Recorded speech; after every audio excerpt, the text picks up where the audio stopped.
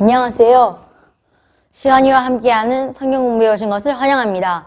이번 시간에는 하나님 앞에서는 아무도 자랑할 사람이 없다라는 주제로 로마서 4장의 내용을 함께 공부해 보도록 하겠습니다. 로마서 4장에서는 바울이 우리가 하나님께 의롭다 칭함받는 데 있어서 아브라함을 믿음의 조상이라고 하면서 유대인에게는 육신의 조상인 아브라함이 하나님께 어떻게 의롭다 칭함받았는지, 또 아브라함이 하나님께 의롭다 칭함받는 데 있어서 율법이나 행위나 은혜 같은 것들이 어떻게 작용하고 관여하는지를 말합니다. 바울은 로마서 3장에서 모든 사람이 하나님 앞에서 의롭다 칭함받는데 자랑할 것이 없다라고 말했으므로 그것을 설명하려고 4장에서 유대인들이 자신들의 조상이자 할례의 시작으로 여겼던 아브라함으로 예를 듭니다. 먼저 이 표를 보겠습니다. 로마서 4장은 크게 4가지 부분으로서 첫 번째 부분인 2절에서 8절 부분에서는 하나님의 은혜와 믿음으로 구원을 받는 데 있어서 아브라함을 예로 들어서 그가 구원을 얻는데 의롭다 칭함을 얻는 데 있어서 그의 행위와 하나님의 은혜에 관해서 설명합니다. 또 두 번째 내용에서는 9절에서 12절에서 아브라함의 할례가 의롭다 칭함받는데 어떤 관계가 있는지에 대해 다룹니다. 세 번째 13절에서 15절에서는 아브라함을 예로 한 율법과 의롭다 칭함받는 문제에 대해서 다룹니다. 마지막으로 16절에서 25절에서는 아브라함의 믿음과 확신의 결과에 대해 다룹니다. 먼저 첫 번째로 4장 1절을 읽어보겠습니다. 그런즉 육신으로 우리의 조상인 아브라함이 무엇을 얻었다 하리요. 바울은 여기서 우리 조상인이라고 하면서 로마 교회에 있는 유대인 그리스도인들에게 말하는 것을 알 수 있습니다. 그래서 그들에게 그들의 조상이었던 아브라함이 무엇을 얻었다 하리요라는 것은 아브라함이 행위와 할례와 율법과 더불어서 이런 것들로 인해서 자랑할 것이 있었느냐? 그가 의롭다함을 얻는데 이런 것들이 관련이 있느냐라고 묻는 것을 알 수 있습니다. 그래서 1절에서는 다음에 나오는 내용에 앞서서 그 누구도 하나님 앞에서는 자랑할 것이 없다라고 선언을 하면서 다음 내용의 전제로 1절의 내용이 깔려 있음을 말해주고 있습니다. 1절에 이어서 바울이 2절에서 8절에서는 하나님의 은혜와 믿음으로 구원받는 데 있어서 아브라함을 한 가지 예로 들어서 아브라함이 구원을 얻는데 그의 행위와 하나님의 은혜에 관해서 설명합니다. 만일 아브라함이 자신의 행위로 의롭다 칭함받았다면 아브라함은 자신이 의롭다 칭함받는 것을 자신의 행위로 이뤘다고 자랑할 수 있을 것입니다. 여기서 바울은 만일 무엇을 얻었으면 이라고 합니다. 여기서 이 말은 아브라함은 자신의 행위로 의롭다 칭함받은 것이 아니고 아브라함은 그의 행위와 상관없이 구원을 받았단 말입니다. 그렇기 때문에 아브라함은 자신의 행위로 능력으로 구원받은 것이 없기 때문에 하나님 앞에서 자랑할 것이 없다고 4장의 1절 말씀처럼 4장 2절에서 8절에서 말하고 있습니다. 3절에서 보면 성경이 무엇을 말하느냐라고 합니다. 바울은 성경에서 아브라함이 하나님을 믿음으로 말미암아서 그에게 의로 여겨졌다고 합니다. 이 말씀은 창세기 15장 6절에서 아브라함이 여호와를 믿으니 여호와께서 그의 의로 여기시고 라는 말씀과 연결이 됩니다. 아브라함이 의롭다 칭함받는 사건은 창세기 15장 6절에서 나오고 아브라함은 의롭다 칭함받는 동시에 하나님과 언약을 맺습니다. 창세기 15장 6절에서 아브라함이 의롭다 칭함받는 전제가 바로 믿음이라고 합니다. 또 그와 동시에 믿음으로 말미암아서 하나님께 의롭다 칭함받는다는 것은 곧 하나님과 언약을 맺는다는 것이므로 하나님과의 관계와 하나님과의 친밀성이 유지된다는 것을 말하고 있습니다. 바울은 4장 여러 곳에서 3절의 말씀을 아브라함이 의롭다 칭함받는데 해석하는 열쇠로서 사용을 합니다. 아브라함이 하나님을 믿음으로 하나님이 의롭다 여기셨다고 했는데 여기서 여기셨다라는 말은 아브라함이 진짜 의를 가지고 있는 것은 아니지만 하나님께서 아브라함에게 의가 없지만 의가 있다라고 칭하기 때문에 아브라함은 그에게 그의 의로 여겨졌습니다. 성경은 아브라함은 의인이라고 하지만 원래 아브라함은 의롭지 못했다는 것을 창세기 15장 앞에서 말하고 있습니다. 성경에서 의인이라고 하는 것도 상대적으로 그 당시의 사람들과 비교했을 때 더 나은 사람이 바로 아브라함이었던 것이지 하나님 보셨을 때는 아브라함도 죄인이었다고 바울은 말하고 있습니다. 그래서 바울은 아브라함의 믿음을 근거로 하나님이 아브라함에게 의롭다 하셨다고 합니다. 바울은 이 말씀을 설명하기 위해서 다시 한번 예를 듭니다. 4절 5절에 보면은 일하는 자에게 그 삭시 은혜로 여겨지지 않고 보수로 여겨지거니와 이를 아니할지라도 경건하지 아니한 자를 의롭다 하시는 이는 믿는 자들에게는 그의 믿음을 의로 여기시나니 어떤 사람이 노동을 해서 어떤 사람이 일을 한 대가로 받은 그 삭은 은혜로 받은 것이 아니라 노동, 즉 행위로서 얻은 대가이지만 노동의 행위를 하지 않아도 주인이 주는 삭은 전적인 주인의 은혜입니다. 만약 4절처럼 율법을 온전히 지켰다면 당연히 2절에서 나온 것처럼 하나님 앞에서 자랑할 것이 있었고 바울이 4장 말씀을 하지 않아도 됐지만 하나님 앞에서 자랑할 것이 있는 사람은 아무도 없기 때문에 모든 사람을 죄는 범했기 때문에 하나님 앞에서는 자랑할 것이 있는 사람은 아무도 없기 때문에 바울은 4장에서 아브라함이라는 예를 들어서 우리는 모두 믿음으로 말미암아서 하나님의 은혜와 하나님의 일하심을 믿음으로 말미암아서 하나님께 의롭다 칭함받는 것을 말하고 있습니다. 본문의 예시인 아브라함을 본다면 그 역시 사람이기 때문에 당연히 삭슬 받고 하나님 앞에서 자랑할 수 있는 사람이 아니라 오히려 하나님의 은혜를 믿음으로 말미암아서 의롭다 칭함받는 사람입니다. 6절, 7절, 8절에서 두 번째 예를 듭니다. 일한 것 없이 하나님께 의로 여기심을 받는 사람의 복에 대하여 다윗이 말한 바 불법이 사함을 받고 죄가 가려짐을 받는 사람들은 복이 있고 주께서 그 죄를 인정하지 아니하실 사람은 복이 있도다 함과 같으니라. 여기서 바울은 다윗 왕의 말을 인용합니다. 바울이 인용한 다윗의 말은 시편 32편 1절 이하에 나오는 말씀입니다. 이 말씀에서 주인공은 일을 하지 않았지만 복을 받았고 율법을 지키지 않았지만 하나님께 구원을 얻었습니다.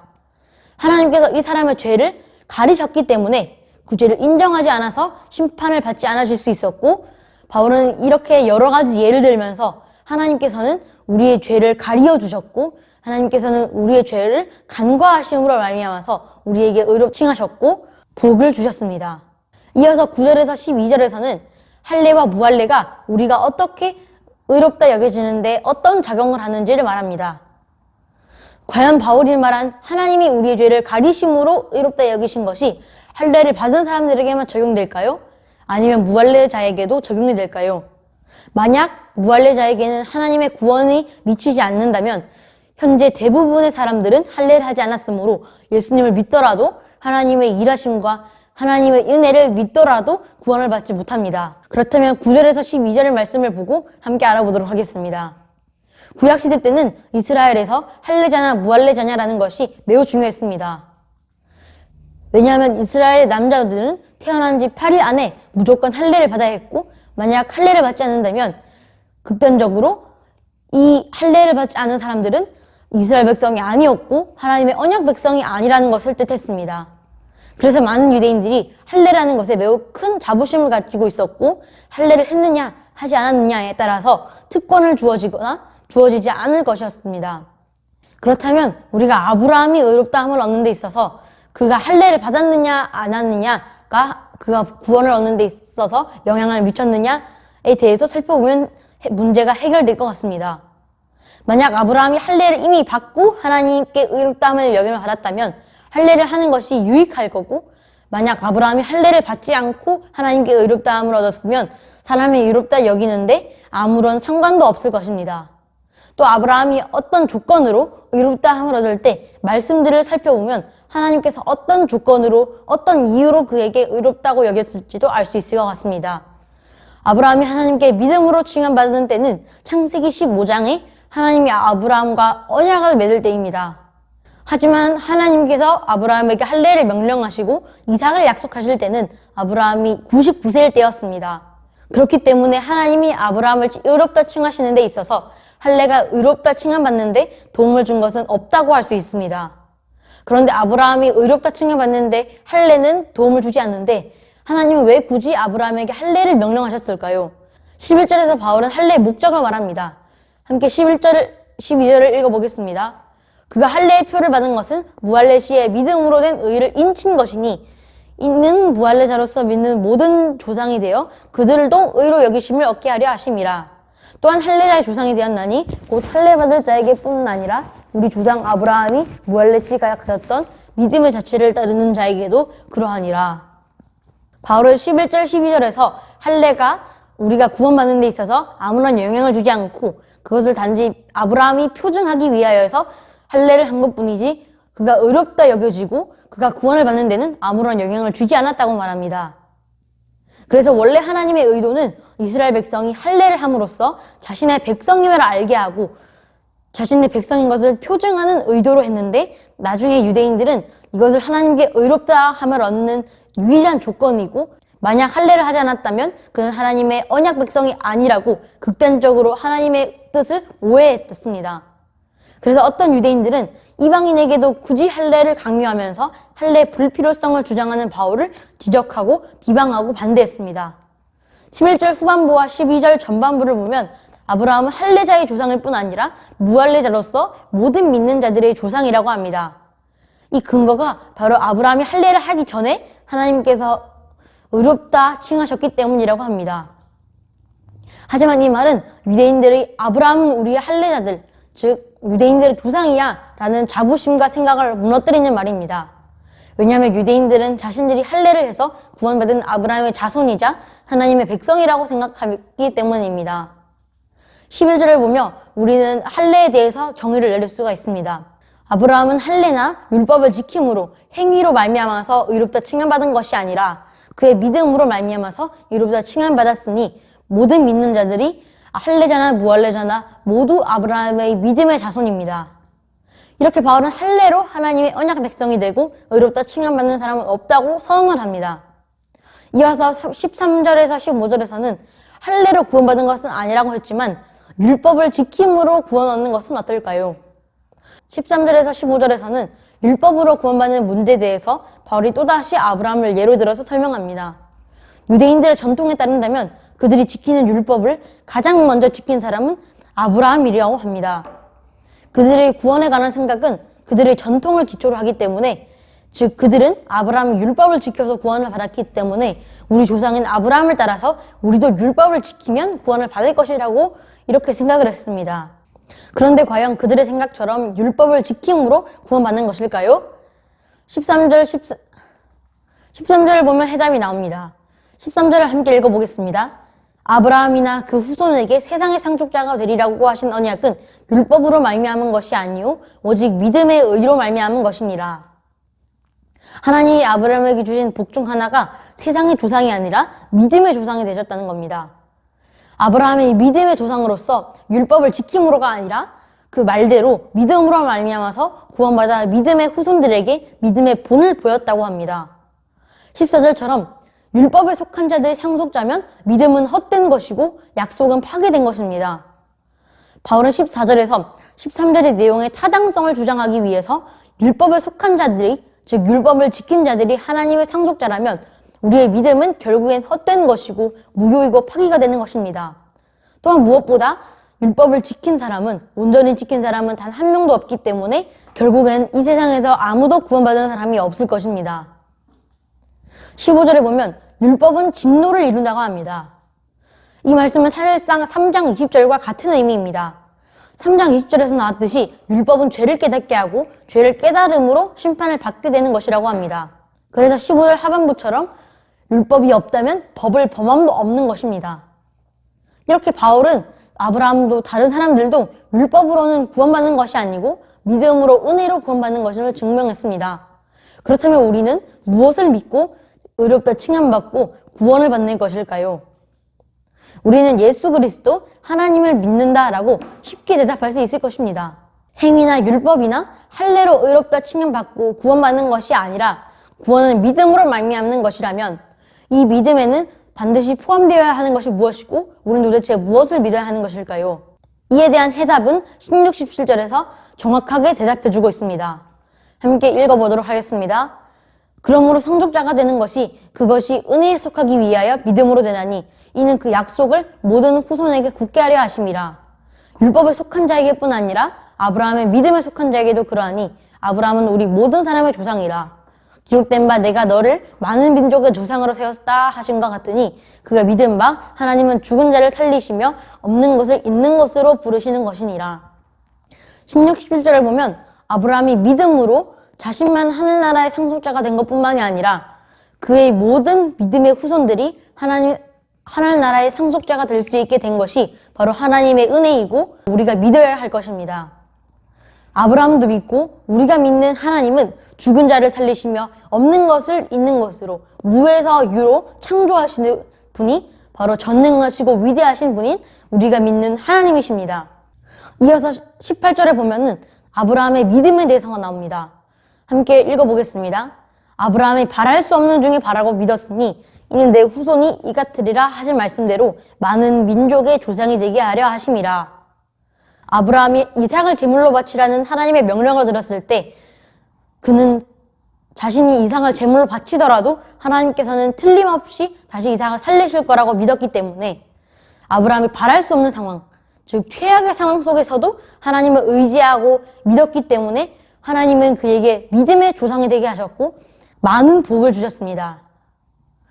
19절에 보면 이어서 그의 믿음에 대해서 나옵니다. 19절에 보면 그가 100세나 되어서도 자기가 몸이 죽은 것 같고 사라의 태가 죽은 것 같음을 알고도 믿음이 약해지지 않았다고 합니다.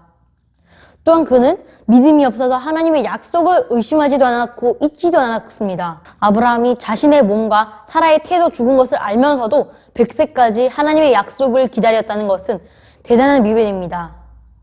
그는 기다리는 도중 믿음이 약하여져서 하나님의 약속을 의심하지도 않았고 오히려 더욱더 강해졌습니다. 21절에서 약속하신 그것을 또한 능히 이루실 줄을 확신하였으니 그러므로 그것이 그에게 의로 여겨졌느니라. 아브라함이 죽은 자를 살리시는 하나님을 믿고 약속을 지키시는 신실하신 하나님을 믿었기 때문에 하나님은 그를 의롭다고 여기셨습니다. 아브라함이 믿음으로 의롭다 칭함받았는데 이게 과연 아브라함이 의롭다 여김받은 것에 있어서 우리에겐 어떻게 관련이 되고 믿음의 후손인 우리들에게는 또 믿음의 대상인 예수님에게는 어떻게 해서 우리를 의롭다 여김받을 수 있게 도우신 것일까요? 이어서 23절, 24절에서 이렇게 말합니다. 그에게 의로 여겨졌다 기록된 것은 아브라함만 위한 것이 아니라고 합니다. 또한 의로 여기심을 받은 우리도 위함이니 곧 예수 우리 주를 죽은 자 가운데서 다시 살리신 이를 믿는 자니라 라고 합니다. 아브라함의 믿음의 후손인 우리도 아브라함과 같이 예수 그리스도를 믿음으로 말미암아서 하나님께 의롭다 칭함받습니다. 23절을 보면 하나님께서 아브라함에게 의롭다 여기신 것이 그를 위한 것만이 아니라 아브라함처럼 죽은 자를 살리시는 하나님, 예수 그리스도로 다시 살리신 하나님을 믿는 모든 믿음의 후손들에게도 구원을 받습니다. 4장에서 믿음의 조상인 아브라함이 믿음으로 말미암아서 의롭다 칭함받았는데 믿음의 후손인 우리도 이것을 본받아야 하고 이 결론이 25절에서 나옵니다. 함께 25절을 읽어보도록 하겠습니다. 예수는 우리가 범죄한 것 때문에 내줌이 되고 또한 우리를 의롭다 하시기 위하여 살아나셨느니라. 모든 사람은 죄를 범하였으므로 하나님과 단절되었지만 예수님께서 스스로 단 한 번의 최후의 화목제물이 되심으로 우리를 구원하신 것이 바로 우리가 전해야 하는 복음이라고 전하고 있습니다. 바울은 여기서 모든 사람은 죄를 범하였다는 3장의 내용에 이어서 모든 사람들은 죄를 범하였으므로 하나님과 단절이 되었지만 예수님께서 스스로 단 한 번의 화목제물이 되심으로 우리를 구원하신 것이 바로 우리가 전해야 하는 복음이라고 바울이 전하고 있습니다. 감사합니다.